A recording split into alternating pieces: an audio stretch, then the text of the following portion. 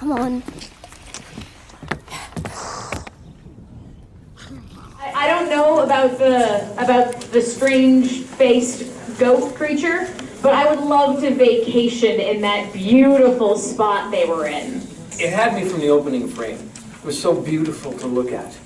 Every element of the setting, the individual blades of grass moving in the wind, and the chip paint on the bicycle frame, and just such tremendous detail and care taken in making everything. The gorgeous cloud formations, which are, no clouds are ever that beautiful in the real world, they're just so well done. The opening music, I thought for a minute they were going to do Fly Me to the Moon, because the first 5 notes are do, do, do, do, do, and then it went into something else. So, and the thing is, I wasn't sure, was this a sheep and she's trying to teach a sheep to play fetch, or I wasn't sure what kind of animal this was supposed to be. I'm not really sure what is happening, but it's gorgeous to look at and I like the music. I don't claim to know what exactly is going on, but my friend and I were thinking like maybe it was like a film about like letting your senses get lost in the fantasy of the images and then sort of breaking the fourth wall, because like it started off with like an opening monologue that sounded like, I don't know if this is the right term, like non-diegetic narrative voice. So it's like an omnipotent voice that like none of the characters are supposed to hear, but then like it turns out to be the sheep all along, or goat, or humanoid, whatever the thing is.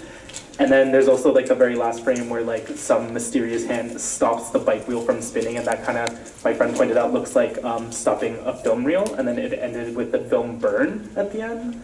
So maybe just like snapping you back to reality and like showing you that you're just watching a screen. Cool. Also, non-diegetic narrative voice is going to be like the film term of the night. Who else has thoughts about this? Because there is a sense of ominousness and suspense in this piece for all the beauty that it encapsulates. There's something unnerving. It's not just the creepy goat man.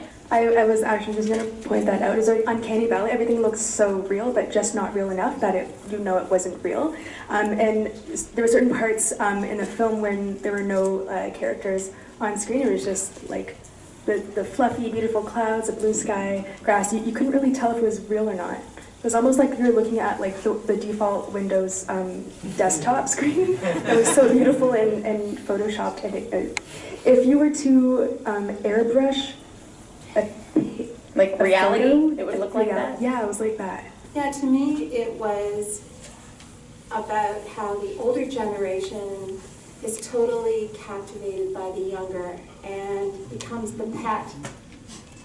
He loves the girl so much he's like a dog. So he's the elder, but yet loved and enchanted by this young girl. He is really controlled by her in the same way that dogs are by their owners, I guess.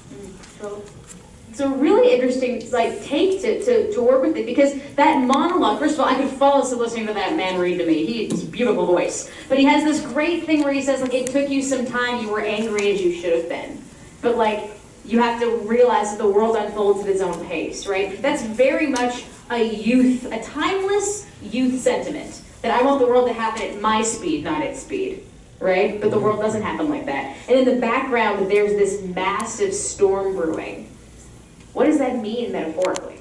I think at the end he does say something where it said, I can't remember the exact line, but he did say something, everything has a perfect beginning and a perfect end, or a time for a perfect beginning and an end.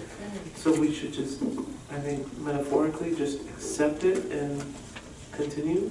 It's a perfect beginning or an end.